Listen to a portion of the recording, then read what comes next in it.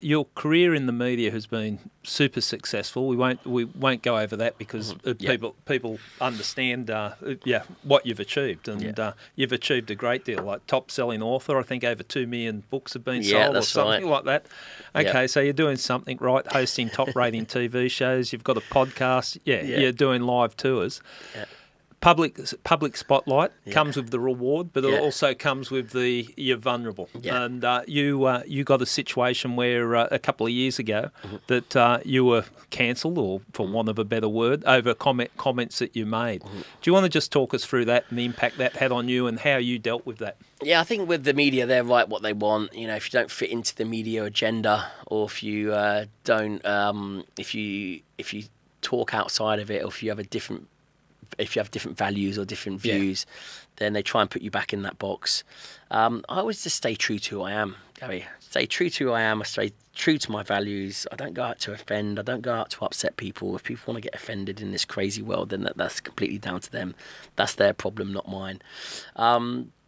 And I always say to people, stay true to yourself, because people get intimidated and they get threatened when they can't control you, when you've got your own ways of doing things, your own voice, your own values, especially me having my own platform. And I just like to be authentic and real and true to myself. And the moment that they try to sway that, or they try to mold me in a certain way, then I'm going to butt heads with people. But what's really important about the whole process of, you know, the whole thing that happened in the UK is I've come out the other end with an even more successful career in Australia, even in the UK, and because I stay true to who I am. They try and sway you, they try and bend you into, but that's just social media. That's just media in itself. They have a certain narrative, and they expect you to adhere to it. And if you don't, then they'll let you know. Yeah, well, one of the things that they threw back at you was that comments it made about, it was during COVID, and I think more people could have spoken out about COVID. Like it was one subject that you weren't allowed to have an informed discussion about for whatever reason. But one of the things that I would imagine, and knowing you and knowing the type of person you are, that would have hurt, you made a comment on Black Lives Matter and another group, EDL, fighting in the streets, and you made a reference, stop fighting in the streets, you scum, or something like that, twittered that. Yeah. At the end of the day, it's my social media, and I'll put what I want on it. I was going to do and I'll put what I want. You know, that's my social media space. What we have a horrible tendency of doing is merging work life with social life. Hence, it's not called work media; it's called social media. What they've done now is they've managed to capture your whole work life, engulf it with your social life, and hold you accountable for when you're not at work with what you're doing outside of work. Yeah. So ultimately, you're never not working. So with social media, I take social media with a pinch of salt. If I want to put stuff on there that I will still to this day put what the hell I want on social media. I'll put I'll say what I want. I won't be dictated on what I put on there. If I want to put, that's my social media platform. Even though they're being controlled now, social media platforms are being hugely controlled to fit the media narrative. And my comments about COVID, it's like, keep the economy going. You know, for those that are suffering, if you feel like you're suffering and you're then obviously, you know, you do the right thing, but we'll be here. The strong will protect you. You know, we'll keep everything going. Same with the riots. I don't call it a BLM versus EDL. It's people rioting on the streets of London in broad daylight in front of children. And I'm talking riots. I'm not talking a fight. I'm talking in broad daylight. They've gone out to cause aggravation. They've gone out to cause, and it doesn't matter who it is. It doesn't matter if it's you know, the royal family. The people that are doing that. The message was, why are you doing this in front of our children? What example do you think? This is what I put in the tweet. What example do you think you're giving our children? What example do you think you're giving off to our future generation? It needs to stop. You know, it's not acceptable. It's not wanted. Get the hell out of it. And then, you know, lo and behold, the media are very good at grabbing little bits and bobs, and they've got at the end of the day, the media, they've got to make stories, Gary. They have to make stories about, in order to sell papers, in order to sell the news. I think they've got to do this every single day. So they've got to find something that's going to attract the attention of the viewers. You watch someone being built up in the media, and you can guarantee they'll be brought down in the media, because the story can only go so high. Then you've got to bring them down. But that's a consistent thing, right? Because that's how they get the longevity out of you. They build you up, bring you back down. That's how they get their years of work out of you, because you've got to think they've got to fill that segment of the paper. They've got to fill that segment of the news. They've got to fill something when it comes to news in order for them to control the narrative.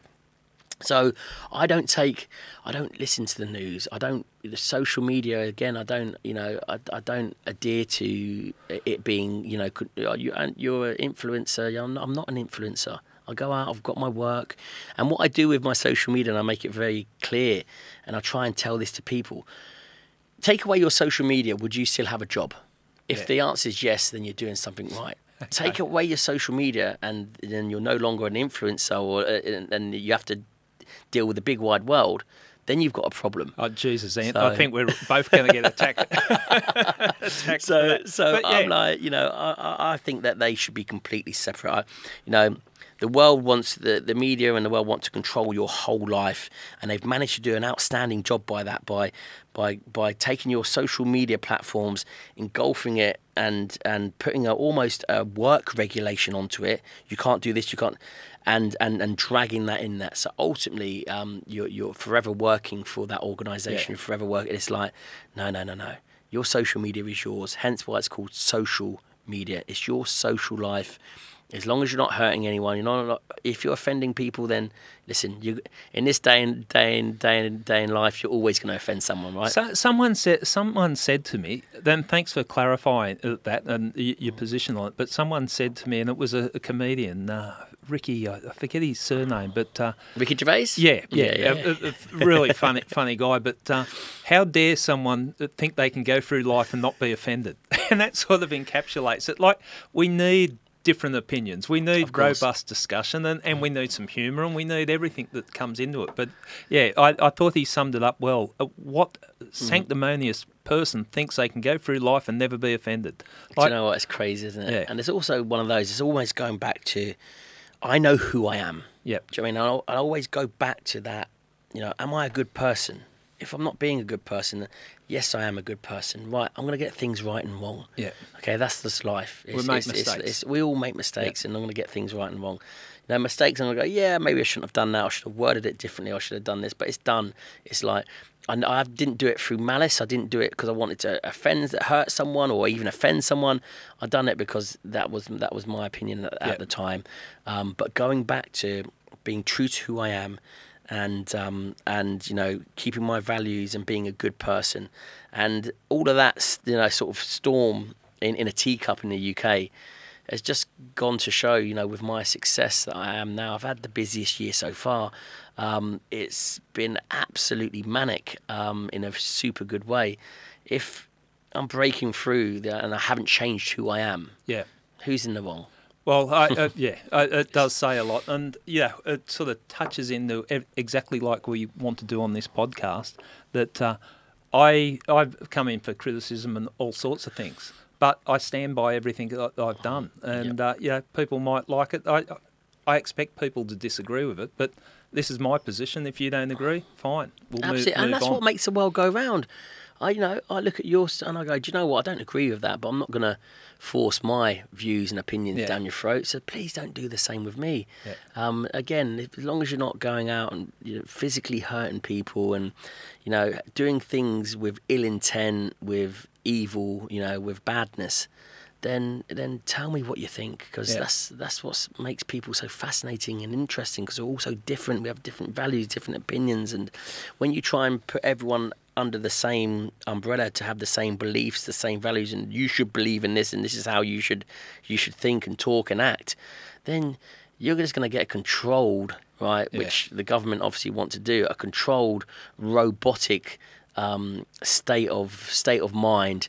That's gonna fall down. It's gonna fall down. It's unsustainable. We talked about power corrupting, and you don't want anyone to have the absolute power